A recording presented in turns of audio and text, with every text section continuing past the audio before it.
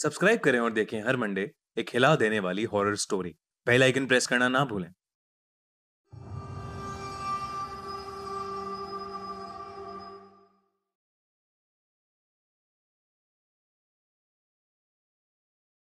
लखनऊ शहर की एक हवेली सालों से वीरान पड़ी थी। उसमें एक बहुत बड़ा और पुराना बरगद का पेड़ था। लोगों का मानना था कि उस घर में रहने वाले लोगों ने उसी बरगद के पेड़ पर चढ़कर आत्महत्या कर ली थी। उस दिन के बाद से वो घर सूना पड़ा हुआ है। उसे ना तो कोई खरीदने के लिए तैयार होता और ना ही कोई उसमें किराया देकर रहना चाहता। ऐसे में राज त्रिपाठी नाम का एक बिजनेसमैन जो अब तक अमेरिका में रहा करता था, अमेरिका में काम करते करते वो आदमी डिप्रेशन का शिकार हो गया था। वहां वो अकेले ही रहा करता था और उसकी जिंदगी में पैसा और काम के अलावा कुछ नहीं रह गया था। इसीलिए वो इंडिया आ गया और यहां अपने परिवार के साथ रहकर एक नया बिजनेस शुरू करने का प्लान करने लगा। रहने के लिए राज ने वही घर ले लिया क्योंकि वो बहुत सस्ते में मिल रहा था। राज के परिवार वालों ने और यहां तक कि घर बेचने वालों ने भी उन्हें चेतावनी दी कि इस घर में बहुत सी अनहोनी घटनाएं घट चुकी हैं, लेकिन राज ने किसी की भी नहीं सुनी। नया घर लेने के बाद वो वहीं पर कुछ दिन अकेले रहने वाला था। उसका परिवार कुछ दिनों के बाद उसके साथ रहने के लिए आ रहा था। एक रात राज अपने कमरे में आराम से सो रहा था जब उसे एक आवाज सुनाई दी। आवाज सुनते ही वो झटके से उठ गया और उसने अपने सामने रखे शीशे में एक भयानक सी दिखने वाली औरत को देखा जिसकी आंखें और जीभ बाहर निकल रही थीं। राज ने जैसे ही उसे देखा वो बहुत डर गया। वो अपने बिस्तर से उठा और दौड़कर घर से बाहर भागने लगा। जैसे ही वो घर से बाहर निकला वो किसी के पैरों से जा टकराया। जब उसने सर उठाकर देखा तो उस बरगद के पेड़ पर बहुत से लोगों की लाशें लटक रही थीं।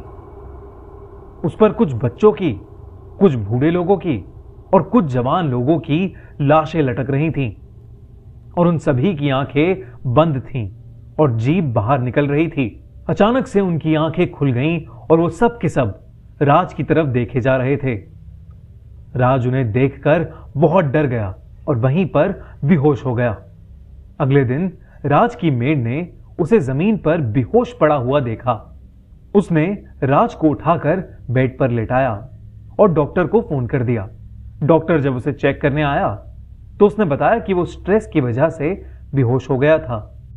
राज ने अपने परिवार वालों को फिर से फोन लगाया और उनसे जल्द ही उस घर में शिफ्ट होने के लिए कहा, लेकिन उसके परिवार वालों ने कहा कि पुराने घर का कुछ काम बचा हुआ है और उसे निपटाए बिना वो लोग वहां नहीं आ सकते।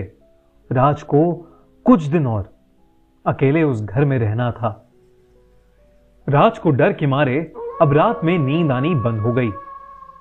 वो आधी रात में सोते सोते एकदम से उठ जाता और उसे ऐसा लगता कि जैसे वो सारी लाशें उसके कमरे में ही उसके आसपास खड़ी होकर उसे घूरे जा रही हों। पर वो हिम्मत करके अपनी नींद की गोलियां लेता और फिर से सो जाता। लेकिन एक रात अचानक राज की नींद फिर से खुल गई। उसने देखा कि वो बरगद के पेड़ के ठीक नीचे लेटा हुआ है और वो सारी लाशें उसके सर के ऊपर लटक रही हैं और वो लाशें तैरती हुई नीचे आ गईं। नीचे उतरने के बाद वो राज को देखे जा रही थीं और उनकी आंखें ठीक उसी औरत की तरह बाहर निकल रही थीं। राज अगले दिन फिर से उसकी मेड को वरांडे में बेहोश पड़ा मिला। उसकी हालत दिन ब दिन खराब होती जा रही थी। उसने सारी बातें अपनी पत्नी को बताई और अपने परिवार को जल्दी से उसके पास आ जाने के लिए कहा। लेकिन उस रात के बाद राज और उसका परिवार फिर कभी नहीं मिल पाए। अगली सुबह जब उसके परिवार वाले वहां पहुंचे तो उन्होंने देखा कि उनकी हवेली के आगे भीड़ जमा थी। राज की लाश पेड़ से लटकी हुई थी।